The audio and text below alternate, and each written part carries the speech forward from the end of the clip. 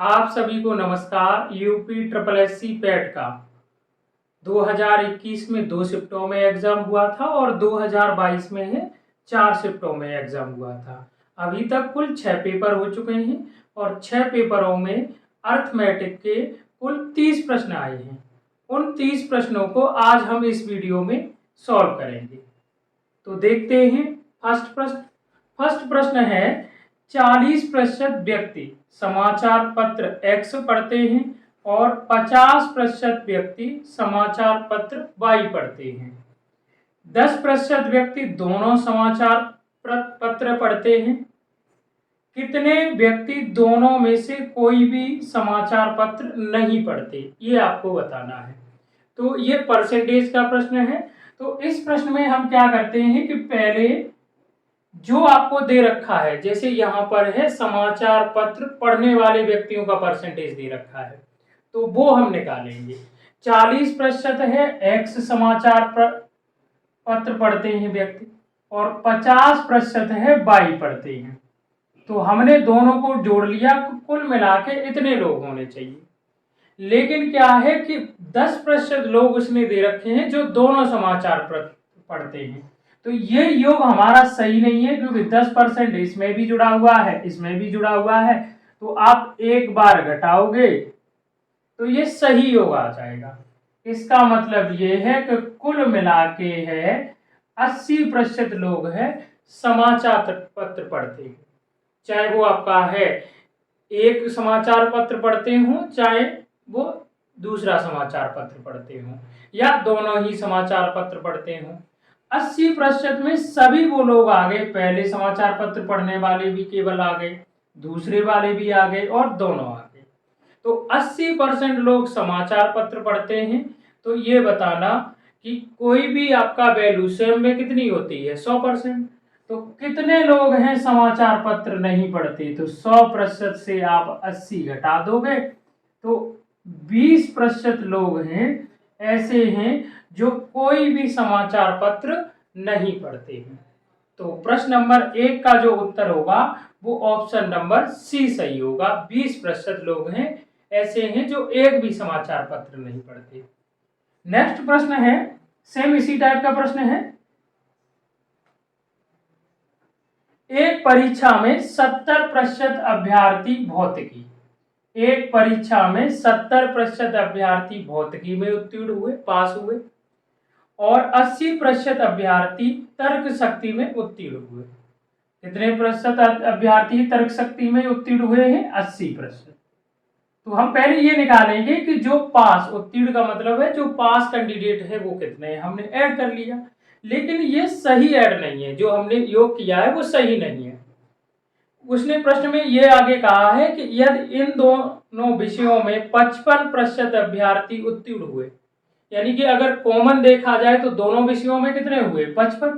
तो जो 55% दोनों में हुए हैं तो वो इसमें भी ऐड है, इसमें भी ऐड है, तो आपको एक बार घटाना पड़ेगा। तो आपके 5% निकल के आ जाएंगे। तो 5% कितने आ जाएंगे? 95%। 95% कैंडिडेट हो गए जो हर एक तरह के इसमें पास आ गए। पहले सब्जेक्ट के भी पास कैंडिडेट इसमें आ गए, दूसरे वाले की भी आ गए और कॉमन वाले। अब ये बताओ कि कोई भी वैल्यू स्वयं में कितनी होती है, 100%। तो इसके बाद जो बचा वो क्या होंगे? ऐसे आपका अभ्यर्थी होंगे जो एक भी विषय में आपका है पास नहीं होंगे। तो प्रश्न में उसने पूछा है तो दोनों विषयों में कितने प्रतिशत अभ्यर्थी अनुत्तीर्ण हुए। तो आप है दोनों में ये पास वाले थे और आपको फेल वाले निकालने हैं।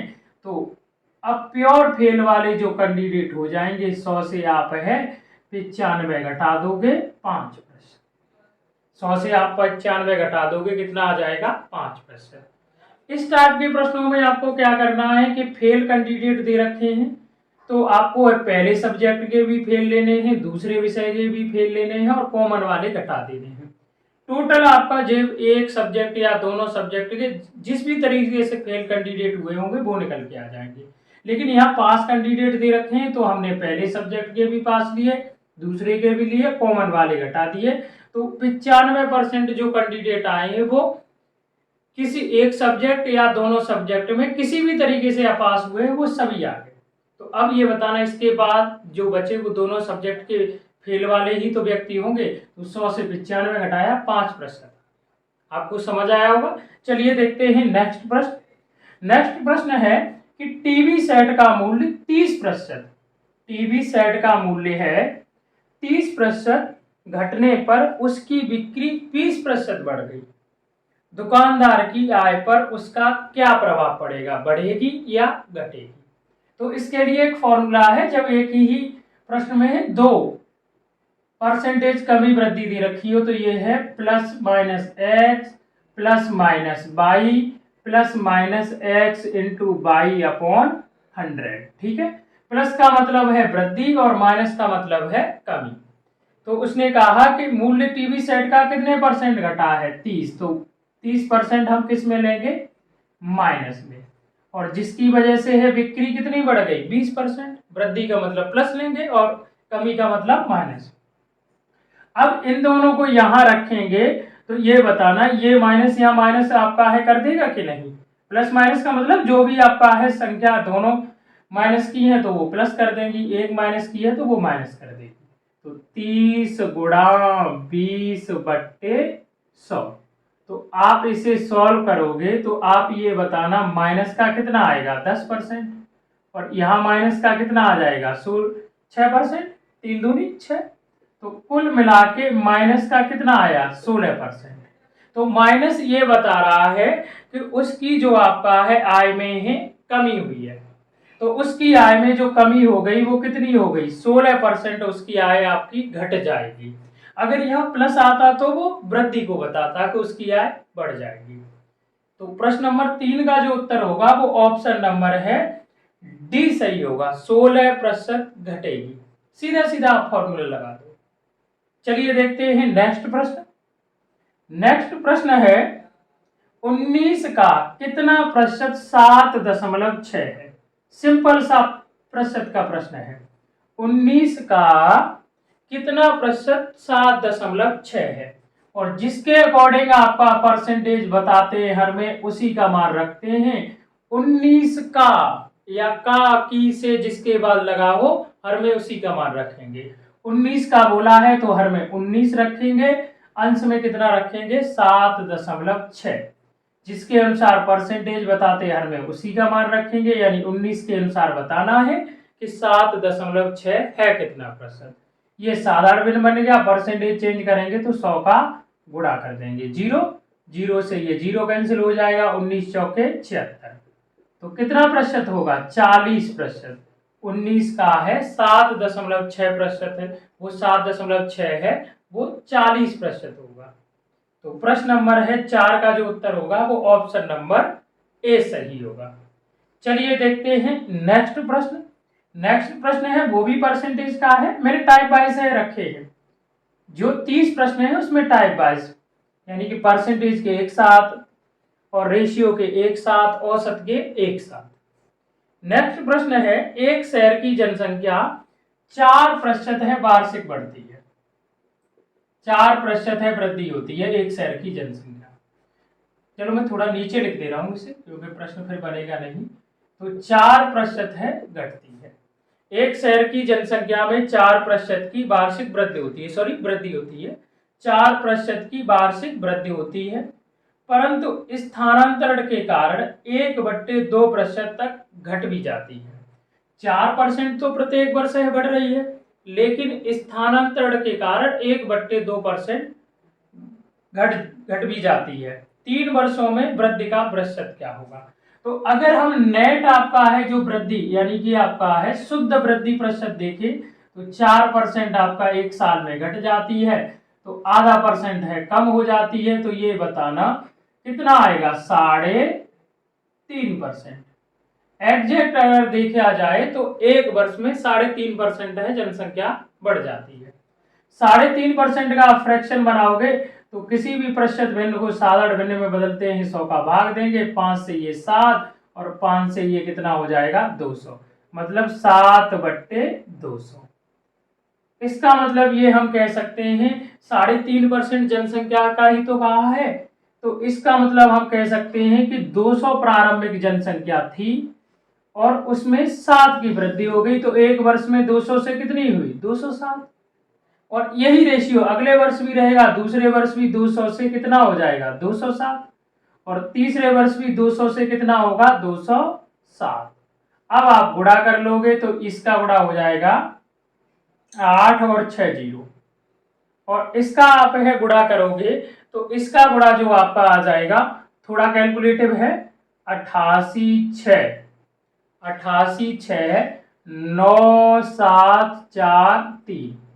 यानी कि इतने से 80 लाख से जनसंख्या 88 लाख कुछ आपका हो जाएगी 3 वर्ष में। तो कितने की वृद्धि हुई, सीधा सीधा आप है घटा दोगे, ये वृद्धि हो गई 8,69,443। अब किस पर यह वृद्धि हुई है, 80 लाख ही तो थी जनसंख्या, 80 लाख जनसंख्या थी और इतने की वृद्धि हो गई, तो आप क्या करोगे कि हर में है 80, इसी के अनुसार तो बताना है कि ये है कितना परसेंट, हर में ये रख दोगे, ये साधारण बन गया, परसेंटेज चेंज करेंगे 100 का गुणा कर देंगे। वैसे आप लगभग में कह सकते हो 80,000 है और ये आपका है कह सकते हैं 8 लाख है, तो लगभग 10 के आसपास आएगा। तो इसमें जो दे रखा है ऑप्शन नंबर है, अब इसमें 10 3 दे रखे तो हमें भाग देना पड़ेगा।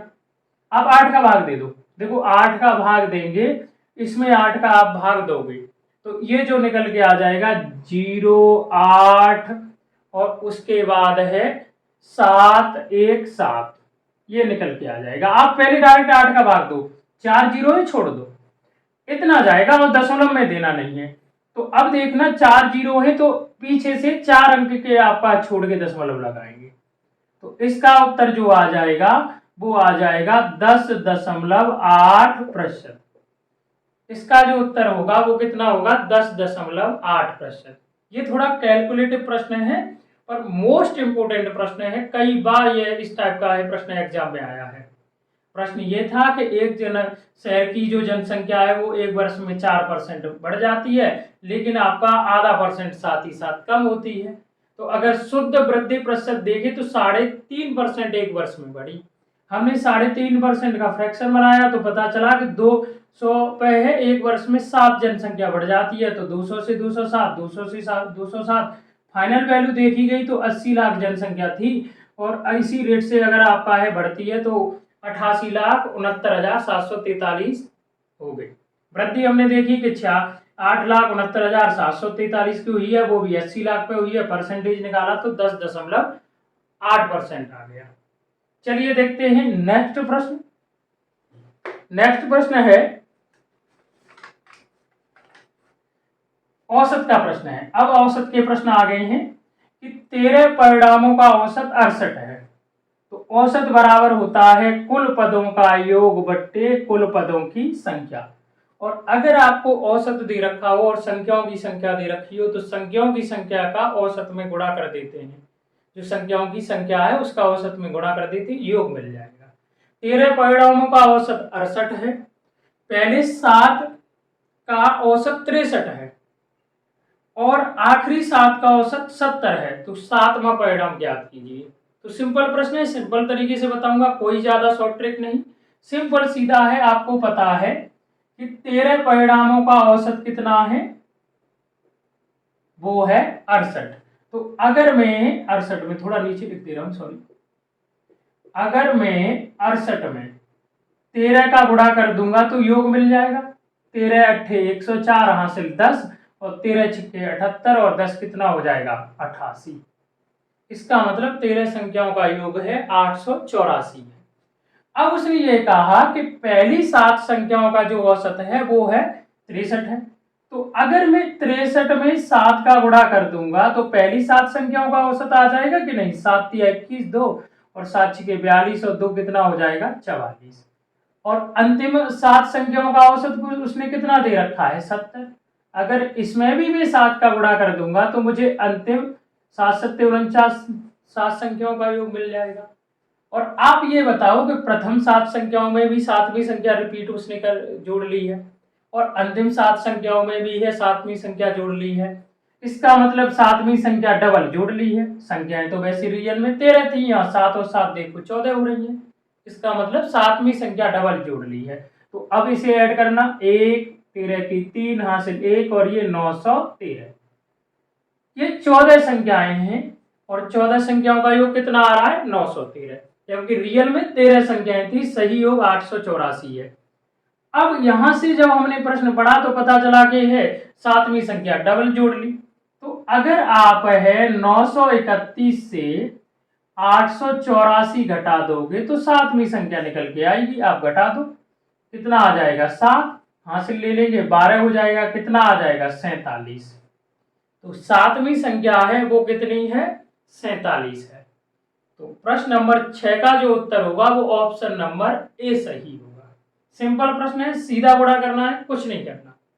नेक्स्ट प्रश्न है, 4 खिलाड़ियों का औसत उम्र 18.5 वर्ष है।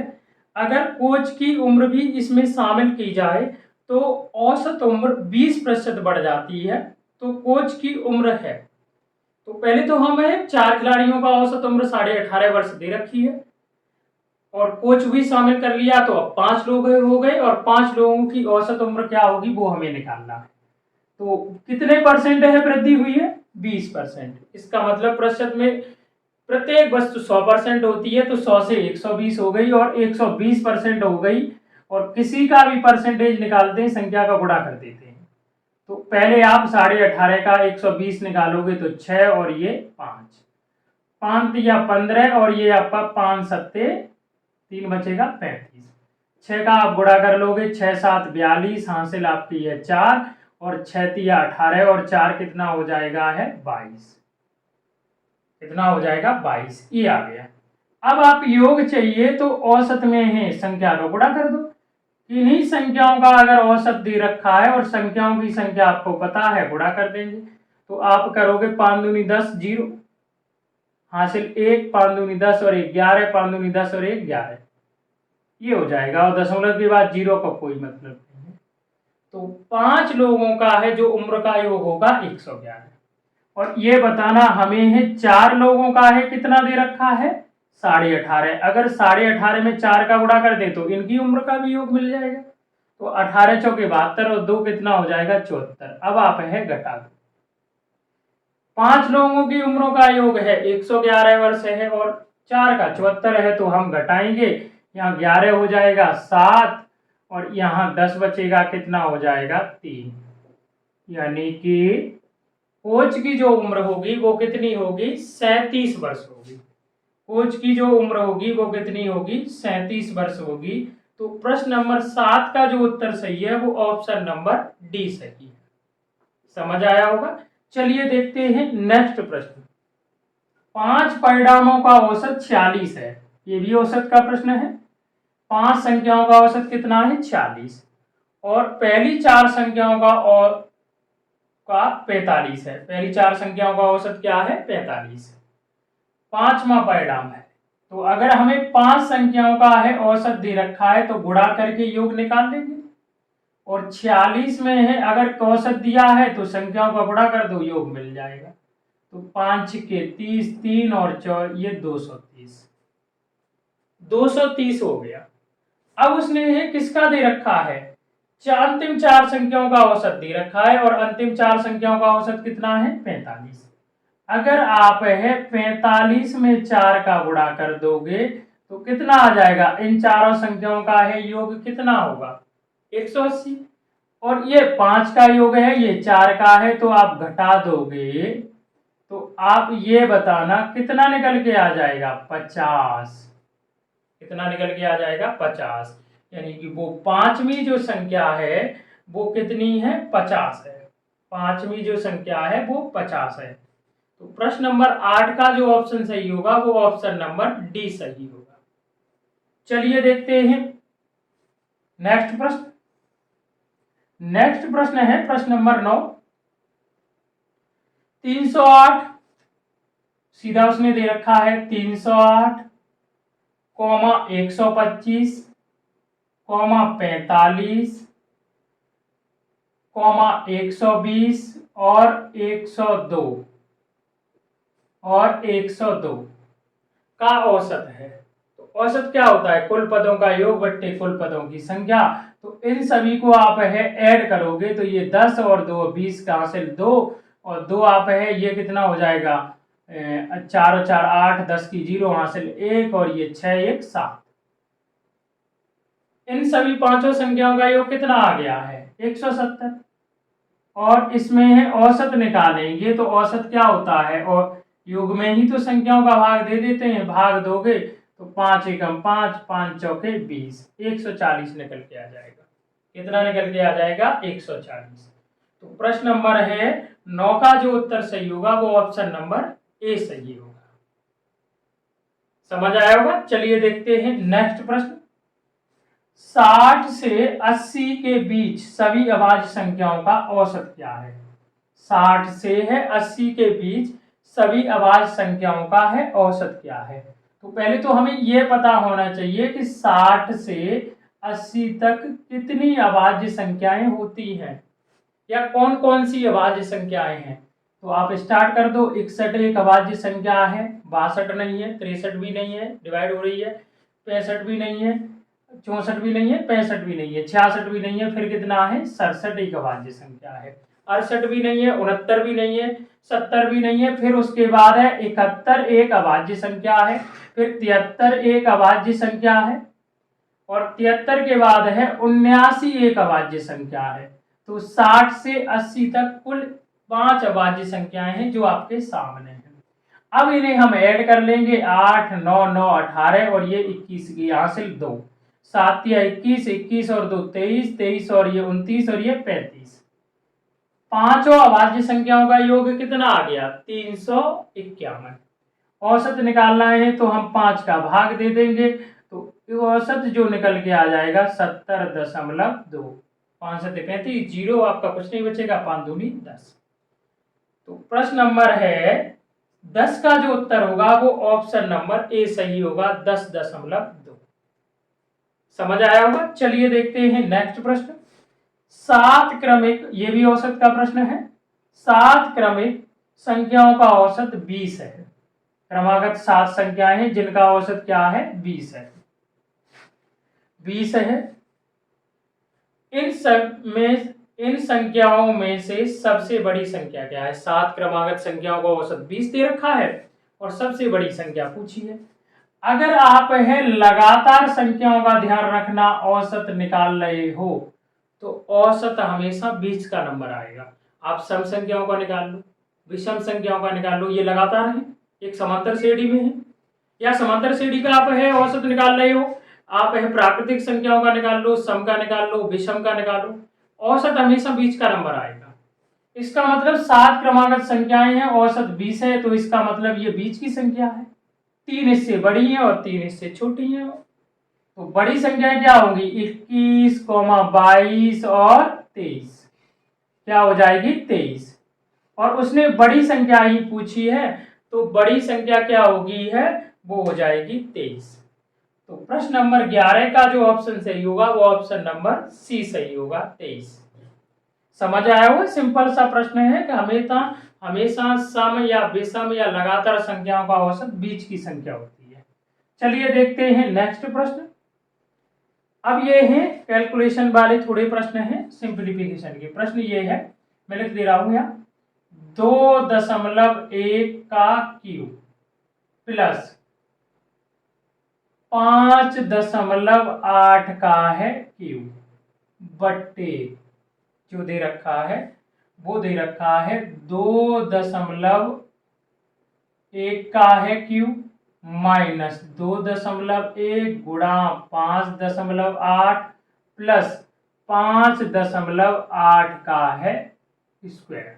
सॉरी यह स्क्वायर है, स्क्वायर दे रखा है यहाँ भी। ये आपसे है पूछा गया है का उत्तर बताना है। तो ये फॉर्मूले पे डिपेंड है और वो फॉर्मूला आपने पढ़ा होगा। ये है कि ए क्यूब प्लस बी क्यूब बराबर होता है एक ब्रैकेट में ए प्लस बी, फिर A square minus A B plus B square. बहुत प्रश्न आते हैं इस फॉर्मूले पे। तो अब आप, और हाँ अब मैं इसके शॉर्ट ट्रिक ही डायरेक्ट बता दे रहा हूं, वैसे आप इस फॉर्मूले को खोलोगे तो ये कैंसिल हो जाएगा। जब भी इस टाइप का प्रश्न दे रखा हो कि दो संख्याओं का क्यू दिया हो और बीच में प्लस चिन्ह हो और नीचे उन दोनों संख्याओं का वर्ग हो और उन दोनों संख्याओं का गुणा हो, वो भी माइनस में। और अगर यह माइनस चिन्ह है तो ये सभी क्या हो गए, उन दोनों संख्याओं का वर्ग भी होगा और गुणा भी होगा और सभी प्लस में होंगे। तो सिंपल आपका वैसे तो इस फॉर्मूले पे डिपेंड है। सिंपल शॉर्ट ट्रिक है कि जब भी इस टाइप का प्रश्न दे रखा हो तो बीच में प्लस चिन्ह है तो दोनों संख्याओं को जोड़ दो, और आपका माइनस है तो घटा दो। तो प्लस चिन्ह है, जोड़ दो, 1 और 8 9, 5 और आपका है 2 7, यानी कि इस प्रश्न का जो उत्तर होगा वो 7.9। कोई डिटेल में करने की आवश्यकता नहीं है, बस आपको पहचानना है कि ए क्यू प्लस बी क्यू होना चाहिए। तो यहाँ और नीचे आपका है उन ए का स्क्वायर बी का स्क्वायर और दोनों का गुणनफल होना चाहिए। प्लस है तो यहाँ माइनस होगा, और माइनस होता तो ये सभी प्लस के होते।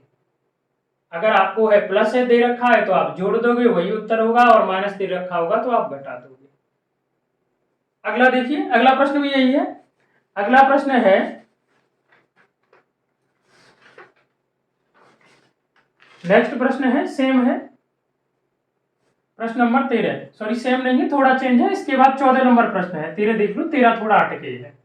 14 नंबर प्रश्न है। 13 नंबर प्रश्न है कि 0.05 का है स्क्वायर प्लस 0.41 का है स्क्वायर, और फिर प्लस आपका है 0.073 का है बट्टे बट्टे दे रखा है, वो दे रखा है 0.005 का स्क्वायर प्लस 0.041 का स्क्वायर प्लस 0.0073 का स्क्वायर। और ये आपको बताना है उत्तर क्या होगा। तो यहाँ कोई फॉर्मूला नहीं है। यहाँ देखना कि सेम नंबर है, लेकिन यहाँ सेम नंबर तो है, दशमलव बढ़ा हुआ है। तो क्यों ना आपको है ये बताना कि इन नंबरों को आपका है इसमें बनाना है। अगर मुझे आपका है इन नंबरों को इसमें भी आपका चेंज ऐसे कर सकते हो, इन्हें इसमें चेंज कर सकते हो। तो मैंने देखा कि इसमें आप है किसका गुणा करो, इसमें आपका है किसका गुणा करो कि जो ये है एक आपका है दशमलव के बाद 0.05 है, तो ये भी 0.05 बन जाए। इसका गुणा आपका है किया जाए, या फिर इसमें से क्या कॉमन लिया जाए कि ये बन जाए। तो आज इससे अच्छा है आप है कॉमन ले लेते हैं, गुणा नहीं कर रहे। तो कॉमन लेंगे तो आप ध्यान रखना कि जब भी संख्याएं वर्ग या संख्याओं पर वर्ग लगा रखा वर्ग लगा है और आप कॉमन ले रहे हो तो उस कॉमन पे भी वर्ग लगा होगा, क्यू लगा है तो क्यू भी लगा होगा। तो मैं कॉमन ले रहा हूं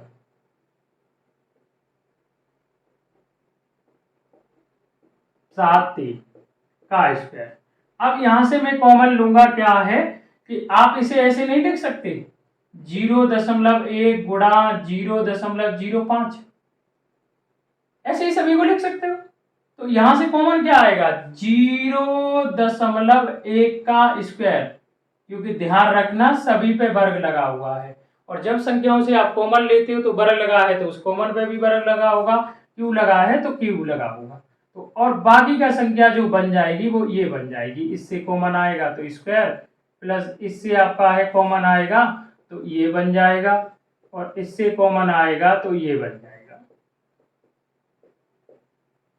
ब्रैकेट बंद।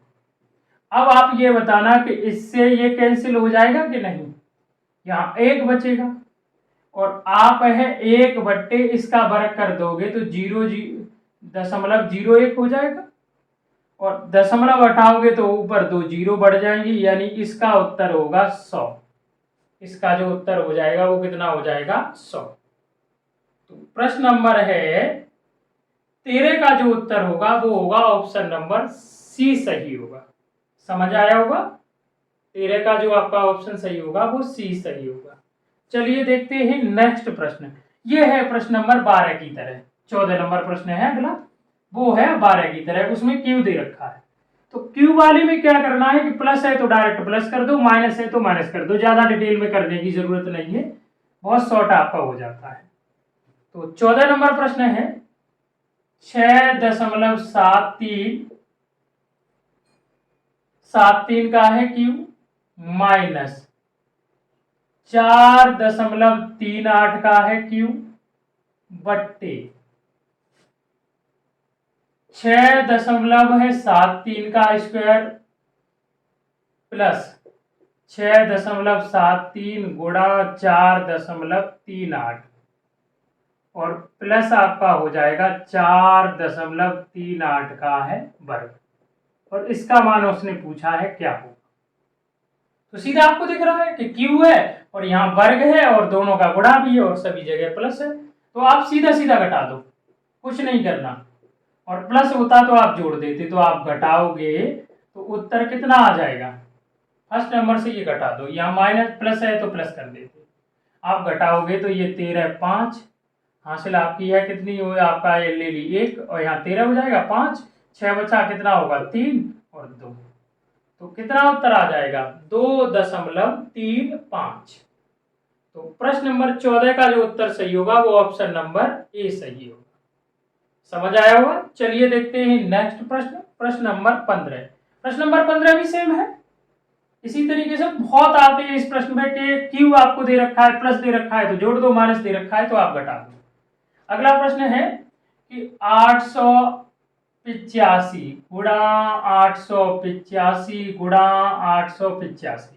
देखो यहाँ उसने क्यू नहीं दे रखा, बीच में प्लस है, फिर 115 गुणा 115 गुणा 115 बट्टे बट्टे आपका दे रखा है 885 गुणा 885 माइनस माइनस आपका है, सॉरी प्लस दे रखा है, पहले भी लिख दिया उसने ये, और माइनस 885 और गुणा 115 का मान बताना है क्या होगा।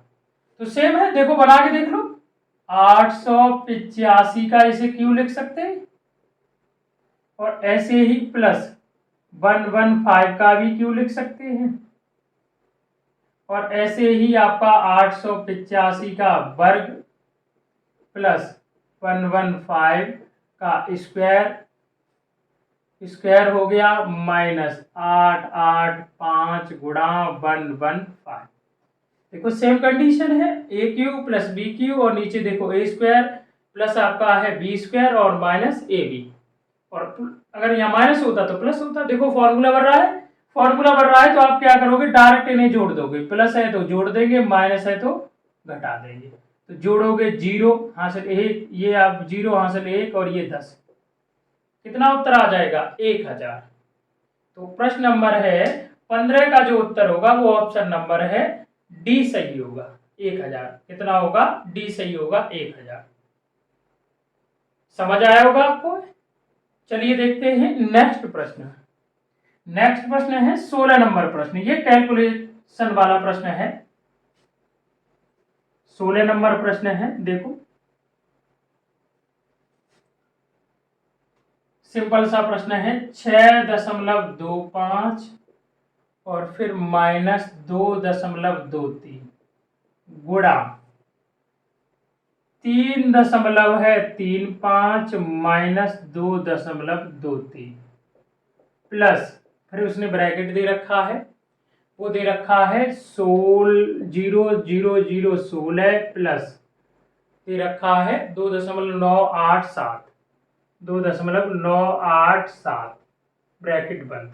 ये आपसे पूछा है क्या होगा, ये आपसे पूछा है, तो पहले आप घटा दो, इसे आप है 6.25 से ये घटाओगे तो जो निकल के आ जाएगा वो आ जाएगा 4.02, और इसे आप घटाओगे तो ये आ जाएगा, इससे इसे घटाओगे प्लस इसे आप ब्रैकेट खोल लो, प्लस आपका 2.987।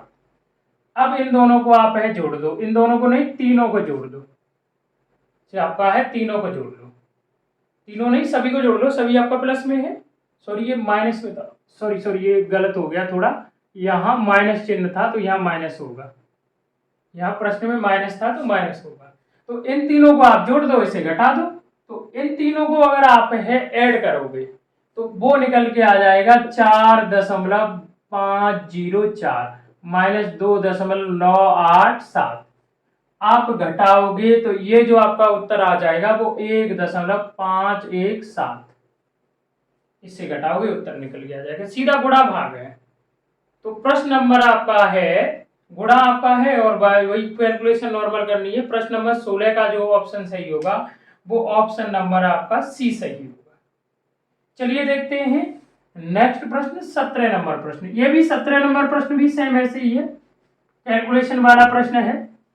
देखो 17 नंबर प्रश्न है, रूट में दे रखा है 12.049, रूट में दे रखा है 12.049 माइनस दे रखा है 1.2544, कितना है 1.2544। सॉल्व कर लो आप, 3.47 और ये इसका वर्गमूल आ जाएगा। इसका जो वर्गमूल आप निकालोगे, देखो आप है इसे निकाल लेना, क्योंकि अगर मैं निकालूंगा तो टाइम लग जाएगा। इसका वर्गमूल निकालोगे ये आ जाएगा और इसका जो वर्गमूल निकालोगे वो आ जाएगा 1.12। और अब आप घटा दो, 7 से ये है 5 और ये 3 और ये 2.35। प्रश्न नंबर 17 का जो उत्तर होगा वो ऑप्शन नंबर है ए सही होगा, 2.25। चलिए देखते हैं प्रश्न नंबर 18, वो भी सेम ऐसे ही है। प्रश्न नंबर 18 सेम प्रश्न है, उसमें भी वर्गमूल आपको निकालना है। प्रश्न नंबर 18 है 29.8116, इसका भी वर्गमूल आपको निकालना है। भाग विधि से आप निकाल सकते हो और इसका भी वर्गमूल निकालना है। तो इसका वर्गमूल निकालना है, ये आपका पूछा है। तो इसका जो वर्गमूल आप निकालोगे वो निकल के आ जाएगा 5.46 प्लस और 700 आप वो 7.7 वो 77.44 दे रखा है, उसका जो आपका है वर्गमूल आएगा वो ये आ जाएगा। इन दोनों को आप जोड़ दो, इन दोनों को आप जोड़ दोगे तो 14.26, ये उत्तर आ जाएगा। कितना आ जाएगा 14 आपका है 26, 14.26 ये आपका है। जोड़ोगे तो ये हो जाएगा 6 और इसे आप जोड़ोगे तो ये जोड़ के आ जाएगा 14.26 होगा। तो इसका प्रश्न नंबर आपका है 18 है, उसका ऑप्शन सही होगा, वो ऑप्शन नंबर है बी सही होगा, 14.26। समझ आया होगा। चलिए देखते हैं नेक्स्ट प्रश्न, प्रश्न नंबर 19। तो प्रश्न नंबर 19 भी आपका है लगभग अभी जो हुआ था प्रश्न नंबर है कितना था, प्रश्न नंबर 16, उसी तरीके से आपका 19 है, इसमें भी कैलकुलेशन ही है। तो 19 नंबर प्रश्न है, मैं लिख दे रहा हूं 5.21 गुणा 6.32 माइनस, गुणा करना है, केवल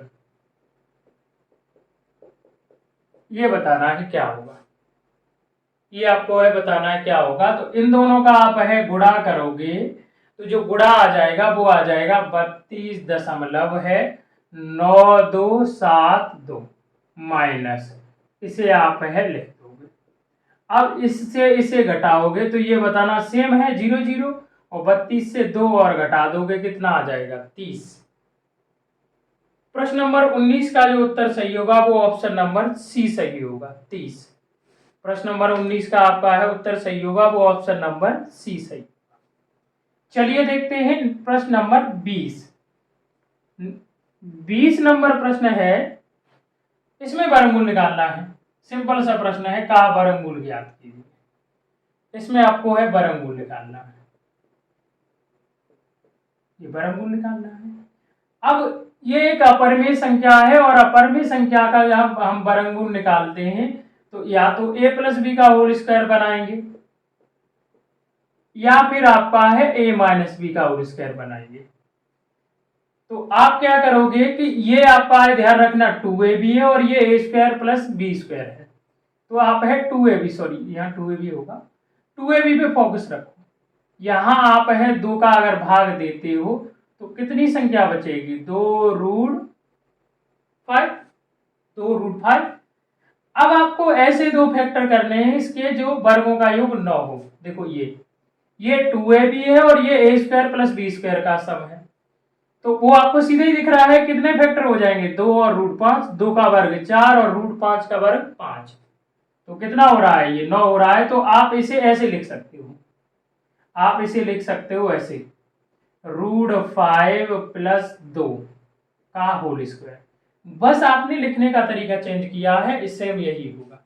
अब इसका वर्गमूल निकालोगे तो जो वर्गमूल निकल के आ जाएगा वो निकल के आ जाएगा, ये वर्ग हट जाएगा, रूट 5 प्लस 2 कितना आ जाएगा, रूट 5 प्लस 2, रूट 5 प्लस कितना हो जाएगा, 2 आ जाएगा, रूट 5 प्लस 2, यानी कि ऑप्शन नंबर ए सही होगा। आप आगे भी लिख सकते हो, आगे पीछे 2 प्लस आपका है रूट 5 भी लिख सकते हो। तो प्रश्न नंबर आपका है 20 का जो उत्तर सही होगा वो ऑप्शन नंबर ए सही होगा। चलिए देखते हैं नेक्स्ट प्रश्न, प्रश्न नंबर 21। प्रश्न नंबर 21 में बस यहाँ पर क्या है, आपको जो दे रखा है वो माइनस दे रखा है, केवल इतना चेंज हुआ है, रिपीट हुआ है सेम प्रश्न। का वर्गमूल ज्ञात कीजिए, इसका वर्गमूल निकालना है तो ये बताना है, ये 2ab है, ये a square plus b square है, तो पहले आप 2 हटाओ और 2 का भाग देने पर ये ऐसी दो संख्याओं का गुणा है जिनके वर्गों का योग 9 है, तो वही दो फैक्टर हो जाएंगे, इसके दो फैक्टर 2 रूट 5 कितना हो जाएंगे, 2 रूट आपका 5 हो जाएंगे, 2 रूट 5, तो 2 का वर्ग करोगे 4 और रूट 5 का वर्ग 5, सही है। इसका मतलब हम इसे है रूट 5, बड़े वाले अंक को पहले लिखते हैं, देखो रूट 5 का वर्ग करेंगे 5, 2 का वर्ग 4 करेंगे, यानी कि ये बड़ा है, और छोटे वाले को बाद में रखते हैं। आपने इसे ऐसे लिख लिया, चलो मैंने उस पर नहीं लगाया, इस पर लगा। अब इसका वर्गमूल निकालोगे तो ये बताना केवल वर्ग ही तो हट जाएगा, इसका जो वर्गमूल आपका निकल के आ जाएगा वो आ जाएगा रूट 5 माइनस 2। तो प्रश्न नंबर 21 का जो उत्तर सही होगा वो ऑप्शन नंबर आपका है सी सही होगा। ऑप्शन नंबर क्या है, सी। सिंपल से प्रश्न है। चलिए देखते हैं नेक्स्ट प्रश्न। नेक्स्ट प्रश्न है, ऐसे आपको दे रखा है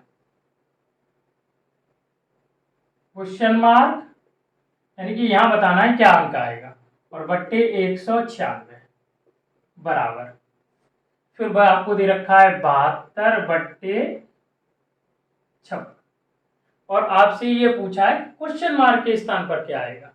तो मैंने मान लिया कि इस जगह आपका जो नंबर है वो क्या है, x। अब आपको पता है ये वर्गमूल का साइन है, इसे हटाओगे तो इस तरफ वर्ग हो जाएगा, तो 100 आपका है x बट्टे 196, और बराबर वर्ग होगा तो हम 72 का वर्ग करेंगे तो 72 गुणा 72 लिख सकते हैं, वर्गमूल का साइन हटाओगे वर्ग हो जाएगा, और 56 को 56 गुणा 56 लिख सकते हैं। अब आप सॉल्व कर लो, जैसे आपका 14 का भाग देंगे 14 बार चला जाएगा, 14 चौके 56, फिर ये 4 बार चला जाएगा, 4 का भाग दोगे तो 18 चौके 72, फिर 4 से आपका 18, तो x का मान आ जाएगा वो आ जाएगा 324, x का मान कितना आ जाएगा 324। तो प्रश्न नंबर है 22 का जो उत्तर सही होगा वो ऑप्शन नंबर सी सही होगा, 324। सिंपल से प्रश्न है, सरलीकरण के प्रश्न है, सिंपल से, गुणा भाग आपको अच्छे से आना चाहिए। चलिए देखते हैं नेक्स्ट प्रश्न, प्रश्न नंबर 23।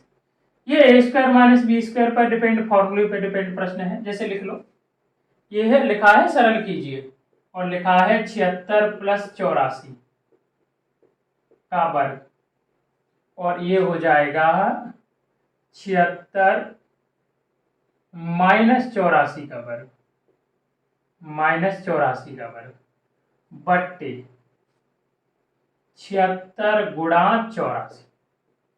इसका आपको बताना है क्या उत्तर होगा। तो आप ये बताना कि ये a है और ये b है, और मैं आपको लिखित भी दे रहा हूं, उस साइड से है, नीचे लिख दे रहा हूं कि a square minus b square बराबर होता है एक ब्रैकेट में a प्लस बी और एक ब्रैकेट में a माइनस बी। तो जब ये a है तो आप है पहले क्या करोगे, एक ब्रैकेट में जोड़ोगे, तो इसे आप ये a है टोटल प्लस b, और b का मान क्या है, ये है, और एक ब्रैकेट में आप है घटाओगे, तो ये बताना 76 प्लस 84, आप घटाओगे तो ये तो 76 तो माइनस का हो जाएगा, और ये माइनस माइनस क्या हो जाएगा, प्लस 84 हो जाएगा। यानी कि एक ब्रैकेट में a प्लस बी जोड़ेंगे, एक बार आपका इसे एक नंबर मानेंगे, इसे एक मानेंगे, जोड़ लेंगे, एक बार घटाएंगे तो इससे आपका इसे घटाएंगे प्लस हो जाएगा। बट्टे कितना हो जाएगा 76 गुणा 84। अब आप ये बताना कि 84 से ये 84 कैंसिल, और ये 76 से है 76 कैंसिल। अब आप ये बताना 76 और 76 कितना हो जाएगा 2 गुणा 76 और गुणा, और 84 और 84 कितना हो जाएगा 2 गुणा 84। यही तो हो जाएगा कि नहीं, क्योंकि 76 और 76 जोड़ोगे तो प्लस हो जाएगा। लेकिन मैंने नीचे देखा डिवाइड आपका है इसलिए मैंने नहीं किया, और 84 84 ऐड करोगे तो 2, यानी कि दो किसी भी समान संख्या को दो बार जोड़ना है तो हम 2 गुणा वो नंबर नहीं लिख सकते। अब आप लिखा है 76 गुणा 84, 84 से 84 कैंसिल, 76 से 76 कैंसिल, और 2 दूनी कितना आ जाएगा 4। तो इस प्रश्न का जो उत्तर होगा ऑप्शन नंबर क्या होगा ए सही होगा। 23 नंबर प्रश्न है, 23 नंबर का प्रश्न का जो उत्तर होगा ऑप्शन नंबर ए सही होगा। चलिए देखते हैं नेक्स्ट प्रश्न। नेक्स्ट प्रश्न है फ्रैक्शन का। आपसे छोटी बड़ी फ्रैक्शन पूछी है, छोटी बड़ी फ्रैक्शन पूछी है, तो आपको मैं फ्रैक्शन दे दे रहा हूं। प्रश्न है 13/16, और है उसके बाद है ऑप्शन में है तो ऑप्शन ही में लिख दे रहा हूं, ये ऑप्शन है 7/ आपका है 8, फिर है 31/40, और है 63/80, 63/80। देखो ये दो तरीके से होता है। यहां मैंने देखा कि सभी संख्याएं क्या हैं भाज्य हैं, 16, 8, 40, 80। तो जब भी आपको भिन्न में बड़ी और छोटी भिन्न पूछी जाए, जो भाज्य संख्याएं तो लासा से करो, और अभाज्य संख्याएं होती जैसे सभी तो लासा न लेते बड़ा आ जाता, तो हम दशम भाग देके करेंगे एक अंक तक, तो इसे हम लासा से करेंगे। तो 16, 8, 40 और 80 का लासा कितना हो जाएगा 80। देखो 16 का भी भाग 80 में जा रहा है, 8 का भी भाग 80 में जा रहा है, 40 का भी जा रहा है, तो 80 का गुणा इन सभी में कर देंगे। इसमें भी 80 का गुणा कर देंगे, इसमें भी 80 का गुणा कर देंगे, और इसमें भी 80 का गुणा कर देंगे। कैंसिल, ये 2 बार भाग जाएगा, और ये कितना है 10 बार जाएगा, और ये 16 पंजे 80, तो 13 पंजे 65। आप गुणा कर लोगे, ये 10 और 7 का गुणा 70, और ये 31 दूनी 62, और ये 63। तो आपसे पूछा क्या है, आपसे ये पूछा है कि निम्न में कौन सा भिन्न सबसे बड़ा है, निम्नलिखित में से कौन सा भिन्न सबसे बड़ा है। तो जो इंटीजर में आपका बड़ा आया है वही बड़ा होगा, तो इसका जो उत्तर होगा वो होगा 7/8। सबसे बड़ी जो भिन्न है वो क्या है 7/8 है। चलिए देखते हैं नेक्स्ट प्रश्न, प्रश्न नंबर 25 सेम है, प्रश्न नंबर 25 भी सेम है, लेकिन ध्यान रखना कि यहां आपको हर थे वो भाज्य थे तो आपने आसानी से कर लिया, लेकिन अगले वाले में क्या है हर आपका है भाज्य नहीं है, या फिर ऐसी संख्याएं हैं जिसका लासा लेना आपको है थोड़ा बड़ा हो जाएगा, वैसे अभाज्य संख्याएं ज्यादा है। तो ये 5 और ये 11/13, और ये हो जाएगा है 13/17। देखो अगर इस प्रश्न को, पिछले वाले प्रश्न को मुझे भाज्य हर में लिख तो लासा से कर लिया, लेकिन इस प्रश्न को लासा से करोगे तो बड़ा हो जाएगा। तो इस प्रश्न में क्या करेंगे, इसमें भी आपसे क्या पूछा है कि सबसे बड़ी भिन्न आपका कौन सी है, या बड़ा सबसे बड़ा आपका है कौन सा है। तो यहां भाग दोगे, यहां भाग दोगे दशमलव के 2 अंक तक, दशमलव लगाए 0 बढ़ा लेंगे 40, 9 चौके 36, 9 चौके 36, यहां भाग दे दो आप, यहां भाग दे दोगे तो ये 50 हो जाएगा, 7 सत्ते 49, और 7 एकम 7, यहां भाग दोगे तो दशमलव आप है जी बढ़ाओगे, 13 आपका है 8 104, 13 8 104, 6 बचेगा, और 13 चौके 52, और यहां अगर भाग दोगे आप है तो 0 बढ़ा लोगे आप है दशमलव लगा लोगे, 17 आपका है 7 119, 17 7 119 हो जाएगा, और वैसे भी आपका है सीधा दिख गया, देखो 17 7 119 होगा, हासिल 11 हो जाएगी, 17 छिक्के 102, ठीक है इतना बार चला जाएगा। तो सबसे बड़ा आपका कौन सा आ रहा है, ये सीधा दिख रहा है। यहां लासा से मैंने इसलिए नहीं किया कि संख्या मेरे पास अभाज्य है, लासा बड़ा आएगा, तो जब अभाज्य संख्याएं हो तो ऐसे दशमलव में चेंज कर लो, बड़ा छोटा बता दो, और भाज्य संख्याएं हो तो लासा ले लो, दोनों तरीके बेस्ट हैं। और दोनों तरह आपका है प्रश्न एक ही तरीके से करना चाहते हो तो ये थोड़ा लासा के तरीके से कैलकुलेशन हो जाएगी।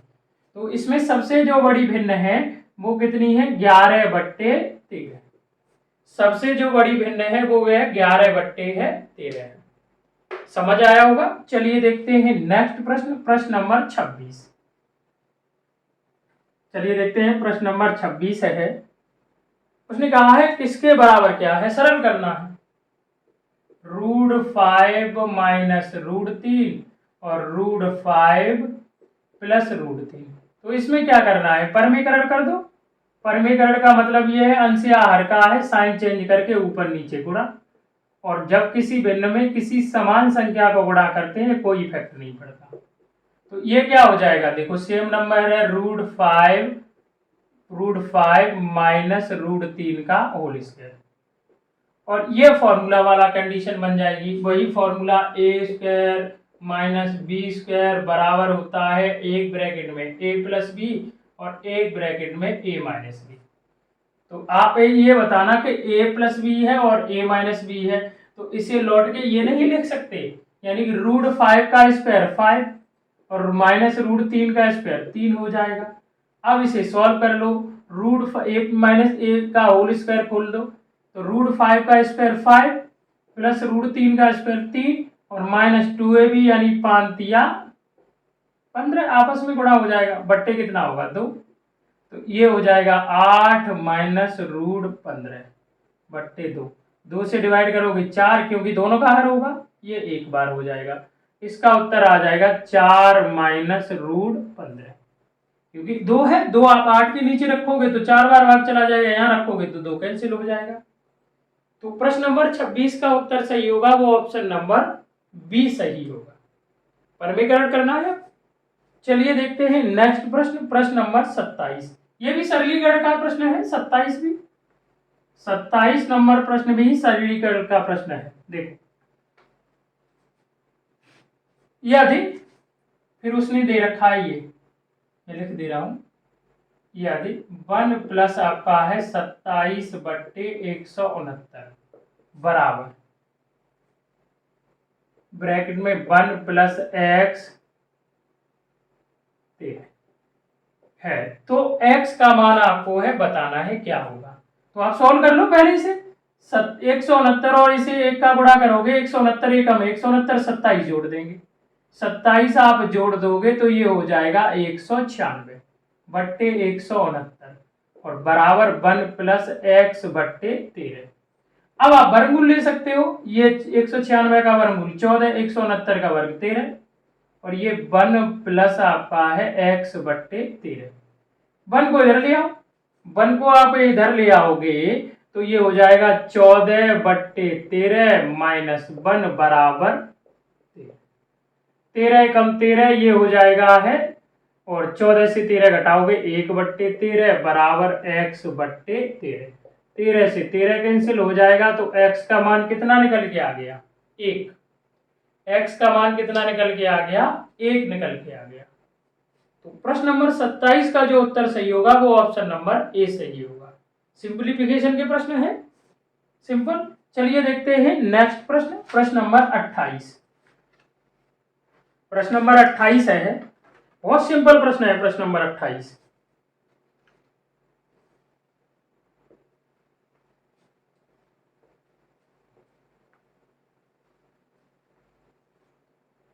ये कह रहा है कि 37 सही 1/2 में कुल कितने 1/8 है, कुल कितने 1/8 है।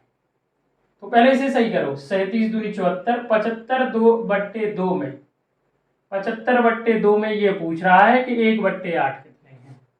जैसे मैं कहूँ 100 रुपए में 10-10 के नोट कितने बन जाएंगे, तो 100 में आप 10 का भाग दोगे 10 नोट बन जाएंगे।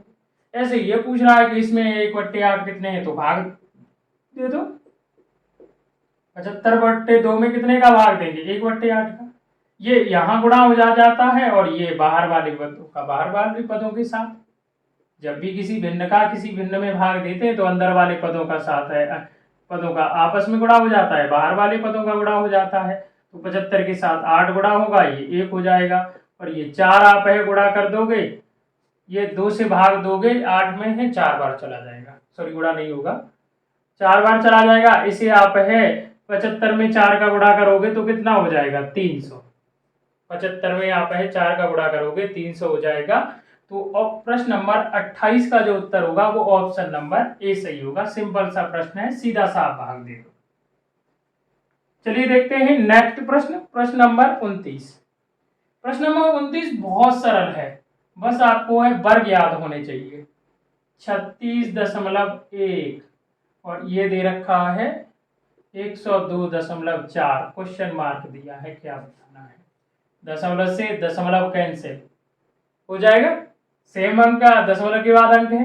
361 किसका वर्ग होता है 19 का, 361 का वर्गमूल कितना होगा 19। 1024 किसका वर्ग होता है 32 का, 1024 का वर्गमूल कितना होगा 32।